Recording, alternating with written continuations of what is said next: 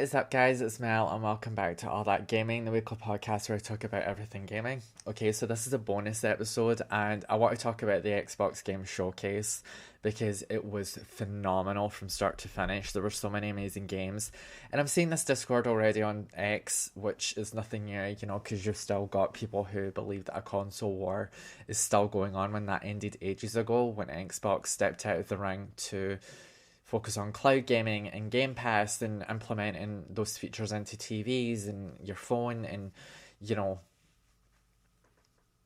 into PCs and stuff. And, people are like, oh, but most of those games are going to be coming to PlayStation. I like Xbox's marketing strategy with this because when it came to one of the games that are being released, Doom the Dark Ages, which looks insane, he says that everybody deserves to play it, so it is going multi-platform, which I do like. I like that, because here's the thing with PlayStation, when it was in the Jim Ryan era, right, the PlayStation could be very greedy in the way they were putting out their games. Take Final Fantasy, for instance, it was very hardcore that it was going to be just on PlayStation and not Xbox with the whole exclusivity thing, and then there was timed exclusives and this is going to work for us and all of these different deals that were going on. And when it comes to it, I like, because we spoke about this in a previous episode, about exclusivity. I would prefer newer games becoming exclusive and like the older, well, more established franchises like Halo, Fable, things like that. It would be cool to see them go multi-platform so that developers can be more innovative with the content that they're trying to create for us. Because right now it is stagnant, even though the lineup of Xbox games that are coming out on day one on Game Pass is just beyond belief. I think that there's this thing where, we're stuck in the old ways when it comes to franchises. We're constantly trying to push boundaries with Halo, with Fable, with Gears of War, with God of War, with Spider-Man, all of these IPs. But then we end up either going back to the beginning or, we're just trying to do a soft reboot or things like that instead of focusing on a brand new IP instead. The gaming industry before, years ago, I loved that the gaming industry was willing to take big risks. Breath of the Wild, for instance, on the Switch, that was a massive risk and a massive undertaking simply because they were changing so many formulas. Zelda went open world, even though, in like Ocarina of Time, Majora's Mask, Twilight Princess, things like that, yes, it was seminally open world, but not to the degree that Breath of the Wild was, right? I mean, Wind Waker, Ocarina of Time, things like that, they were very contained open worlds and they were more linear and split into different hubs. You can go to this certain place without this, like a hook shot or, the Gusta Bellows and things like that. You had to really grind for those items to access new areas, and nowadays some games either just give you access to all of the items that you need or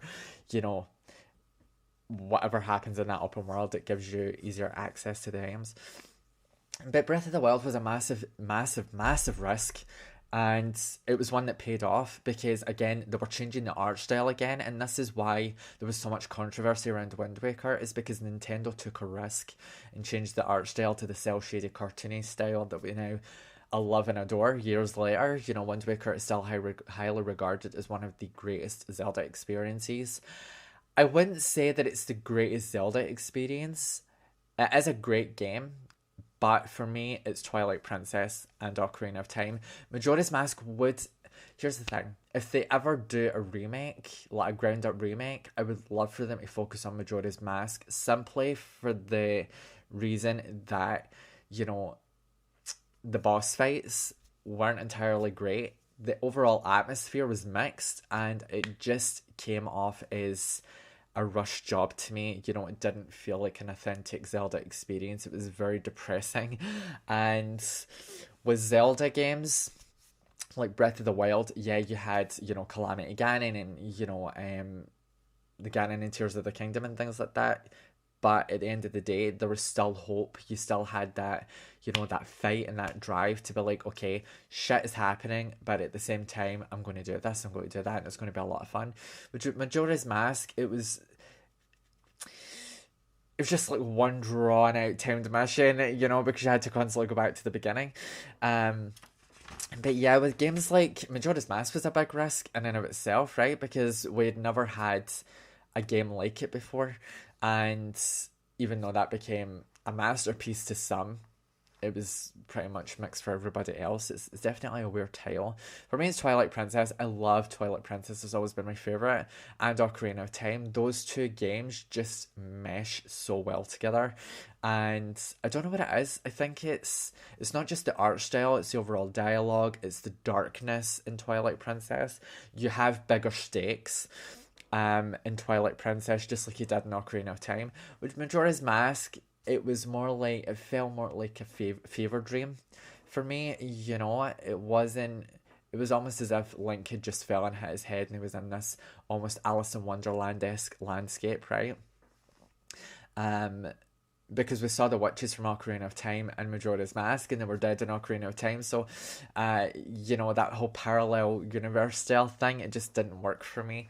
But you had, in Twilight Princess, obviously, you had Ganon pulling the strings, you had the Twilight era, you had Zelda being captured, you had Link turning into a wolf, you had all of these great dungeons, the Fire Temple, and the Fire Temple is one of my favourites, and the Snow Temple as well, and getting to go to the Colosseum, and, I go to by far, the best version of the Temple of Time is in Twilight Princess, when you get to step through the ruined mirrored image and you're just blown away by this gorgeous architecture inside, and you've got all of these mini bosses and that. It's just absolutely amazing to me. And then you've got Zant, and there's a real high stakes rush to Twilight Princess, and it works. Whereas, with certain games these days, they're not willing to take those risks anymore. They're either going back to the beginning, or they're just trying to push boundaries with the exact same IP, and it draws out a lot of bad shit from these games. They end up a buggy mess, they end up taking years in development, and by the end of it, you're just like, you know what, I'm not going to enjoy the experience. With Xbox, whether they go full exclusive or multi-platform, I'm behind them 100%. Because PlayStation does exclusives as well, so does Nintendo, obviously. We're never going to see Zelda and Mario on Steam. It's just going to be non-existent. Take Monster Hunter Stories 1 and 2. They were solely on Nintendo Switch, and now they're coming to PC, they're coming to PlayStation, and it's I like that. I like that these developers are willing to take risks. It draws in a bigger audience, more revenue, and it allows them to focus on other IPs while a bigger audience munches on these IPs. But with Xbox, their showcase was phenomenal, and even though some of the games are going to be coming to PlayStation, what Xbox done is what a showcase should be. They were pumping out constant amount of games. There wasn't this pause where you had awkward presenters trying to read from teleprompters and they couldn't get their words out properly, and they were struggling a little bit, and you could see that with Game Fest. I say it every year for the past few years that I've been watching it, and it doesn't work. Game Fest doesn't work in the long run. I feel like if they were just to give each of these, obviously you've got the Xbox Showcase, you've got PlayStation State of Play, and you've got Nintendo Direct, give Steam its own platform to focus on, because that's where the biggest portion of indie games are. Give Steam its own platform to talk about this. Obviously, you've got the PC Game Showcase and things like that as well. But when it comes to Games Fest, I feel like the only thing that should be around for that is the Game Awards. But we're going to dive into, the Xbox Game Showcase and just go over some of the highlights. It was on for around 2 hours last night. I did miss it by an hour, but I did manage to catch up, and I'm still editing it. It's a mission because I've got 4 hours worth of content to edit between yesterday and today. So there was 28 games that were revealed on the Xbox Game Showcase, and we started off with Black Ops 6. Now, Black Ops 6 does look amazing. It's set in 1991, around the era after the Cold War, but you saw Saddam Hussein in the trailer. So whether or not we're going to be fighting him or, his followers, is going to be really interesting to see how that goes. Black Ops Cold War, I've still to finish the campaign, but I did like what I played of it so far. It is a good game. I mean, I get where, some people might not like the campaign because they'll think, oh, it's just the same, it's a shooter, blah, blah, blah, it's the same multiplayer, it's the same this. But if I personally can enjoy the campaign, then I'm going to continue playing the COD games. I'm not going to buy them day one or anything because I'll wait on the price drop for those. But one of the biggest things that people are talking about with Black Ops 6, however, is the fact that it's going to be over 300 gigabytes to download on your Xbox. And I think that this is why Xbox took the next step in their console lineup. So they are going to be releasing an all-digital Xbox Series X 2 terabyte edition, which is $600. I agree with that. 2 terabyte is a lot of storage. And they're also going to be releasing an all-digital Xbox Series X in white, 1 terabyte, plus a 1 terabyte white Xbox Series S model. So I think that that's why they were releasing these models, because they know that the games are going to be getting bigger. I hope that they can downsize the gigabyte usage at some point. Whether that's allowing us to expand SSD and things like that. But I liked what I saw of Black Ops 6. I think Soap and McTavish are in this one. And Mason. Again, I still finished Black Ops Cold War, so I won't know anything else, and we only saw small snippets. I didn't stay until after the event, which focused on Black Ops 6, but it more went behind the scenes, with the developers and things like that. Sea of Thieves is getting a new season 13, and you actually get to play as a villain this time around. It does look very cool. The last time I played Sea of Thieves was when the Pirates of the Caribbean expansion came out, A Pirate's Life, and I still love that expansion. I'm actually thinking about restreaming it on my channel for both YouTube and Twitch, because I tested out multi-streaming last night and it's glorious. So yeah, I'm going to be streaming to maybe 3 platforms, maybe Facebook, Twitch and YouTube. We'll see how things go. Age of Mythology Retold is an interesting choice of a game to release this year. I know that Civilization 7 is coming out as well, so those two are definitely going to be battling it out. It looks like a lot of fun though. I like those, like Sim 2000 and things like that, where you get to, put an alien spacecraft over a city and just demolish it. With this, you get to basically harness the power of the gods and things like that and destroy entire cities. You get to be Atlantean, Egyptian, Greek, and I can't remember the other one. I think it's European, or Viking or something of that ilk. But it looks good. Perfect Dark finally got a gameplay reveal and it looks gorgeous. It's not, when it comes to like espionage stealth sort of thing, when it comes to the stealth mechanic side of things, I'm more into Assassin's Creed. I've never gotten into the Hitman games. I did play a couple of Splinter Cell games back in the day, which I hope they do bring back. I was kind of hoping that we would have gotten a new Splinter Cell at some point, just to see where they would go with it. But yeah, I like the look of Perfect Dark. It looks very interesting, and it's almost like a futuristic warfare type of deal. And then it's got this dark twist to it, so it's going to be interesting to see where they go with that later on. And I think that is coming to Game Pass on day one. Diablo 4 Vessel of Hatred is a new DLC or expansion that's coming, and always a cinematic trailer, but they did not disappoint with it. It is so eerie. It looks terrifying, actually. You get a new class, and there's going to be new enemies and things like that. So it's going to be. I've started getting a Diablo 4. I need to wait until I get my Game Pass back on. But I'm going to actually. We'll see what happens. I am thinking about upgrading my Xbox at some point, as well as my PlayStation. I'm only using the PS4 right now. My partner has a PS5, which I play, but he's on it more than I am, so it takes a little bit of time to use it. I did get into the finals though. We've got to talk about the finals at some point on the podcast. It is such a good game. It's like Rainbow Six Siege, but more high octane. It's a lot of fun. I played about an hour of it last night, and it was just nuts. But yeah, Diablo 4 Vessel of Hatred is about this woman who has this dark ooze and energy oozing out of her, and she's basically being torn between two realms, hell and earth, and her powers are basically destructive. She holds this blue stone, and when we see her switch to hell, the demon that she is trapped inside, which is fucking stunning. Blizzard really knows how to do their cinematics.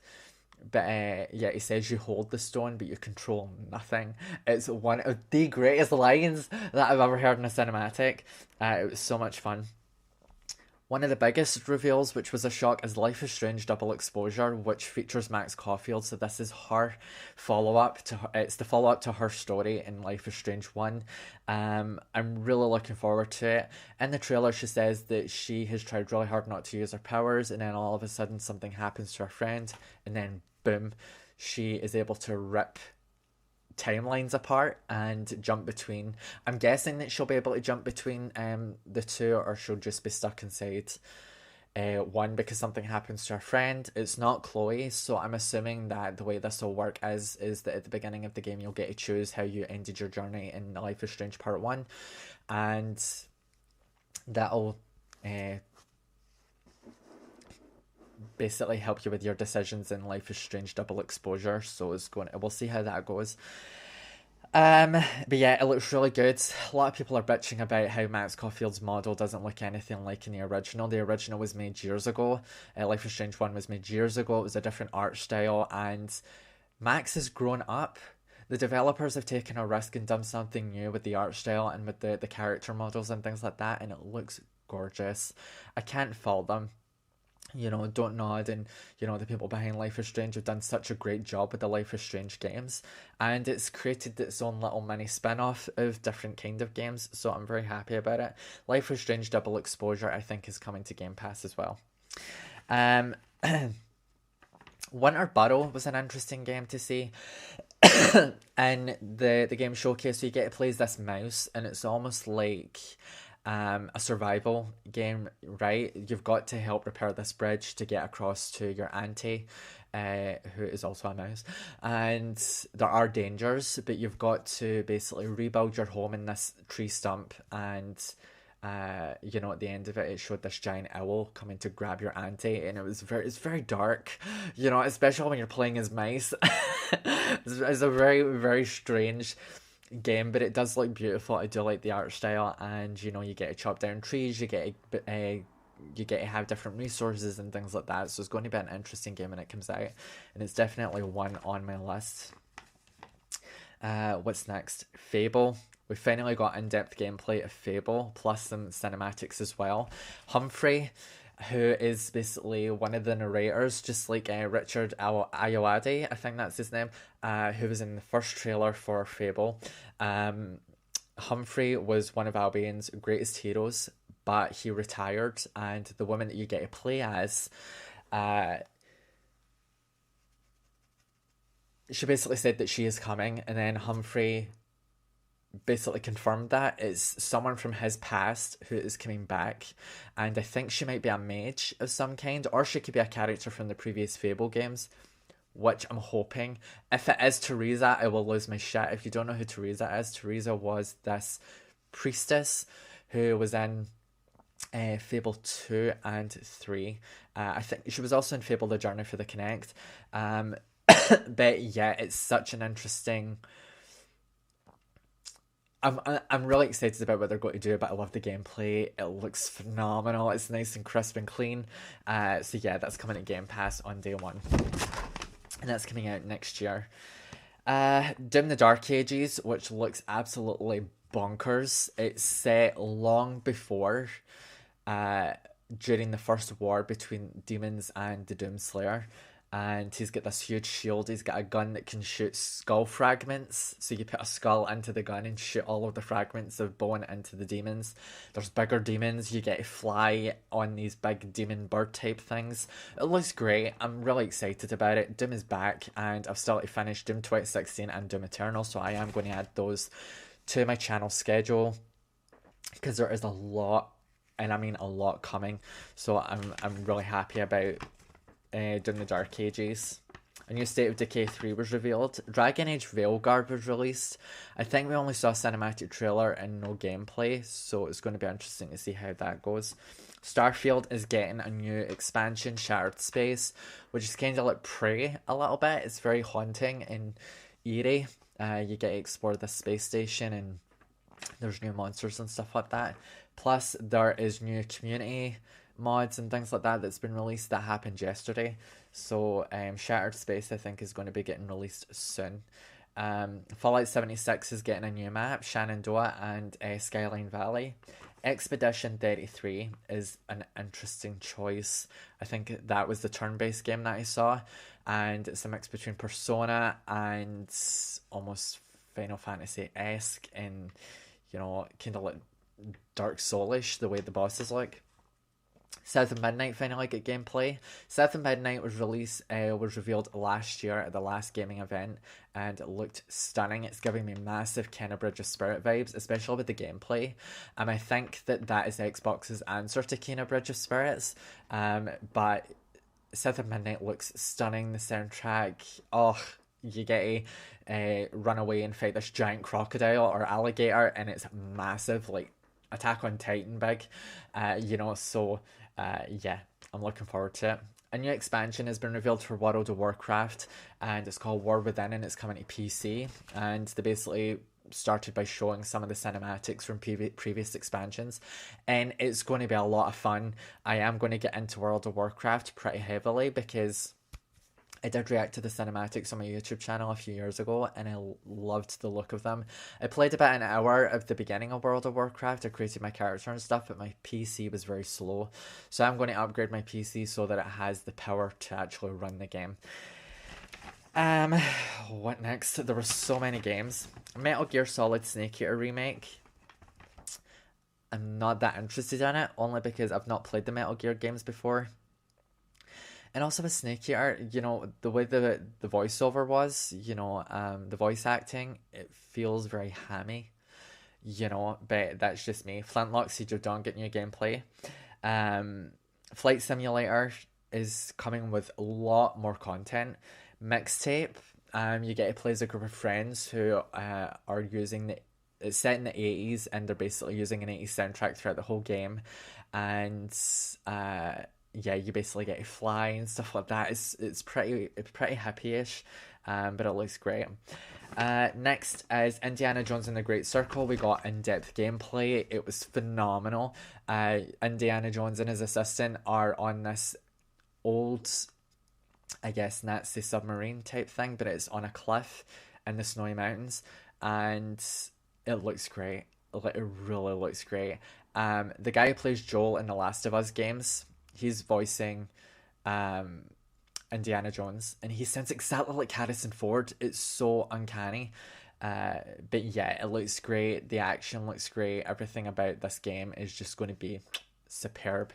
The last Indiana Jones game I played was The Emperor's Tomb, which I've still to finish. It is one of my favourites. It came out in the heyday of Xbox, the original Xbox, and it looks so good. If you've never played Emperor's Tomb, go and play it. It is a very high-octane adventure. It was made by The Collective, the same team that made the Buffy the Vampire Slayer game for the original Xbox. And those two games are... And Halo, obviously, and Fable. Those are the top-tier games of the original Xbox. We get new gameplay for Avowed. Atomfall is another game, which was really interesting. It's post-apocalyptic-ish. And... yeah, it's like torn between two realms kind of vibes. Tons of monsters. And it's set in almost like this countryside village esque place. So yeah, Stalker 2 Heart of Chernobyl got new gameplay. Wu Chang Falling Feathers is a new Dark Soulish type game, a Souls-like, and it looks stunning. It's got Sekiro vibes and all of that stuff, so I'm looking forward to it. Mecha Break also got revealed. That got revealed at Game Fest as well. It's like Gundam meets a ton of shooters and fighters.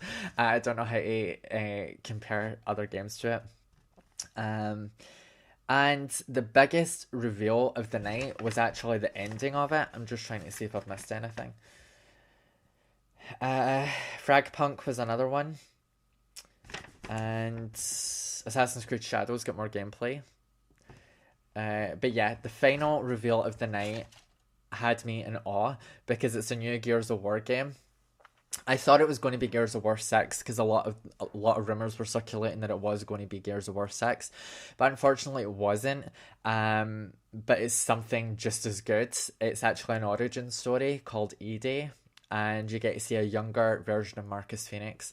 And there's a scene, it tugs at my heartstrings because if you played Gears of War 3, you will know why it tugs at your heartstrings. So you see Marcus fall through this pit, and then someone grabs his hand, and then Mad World starts to play, and you look up and it's Dom.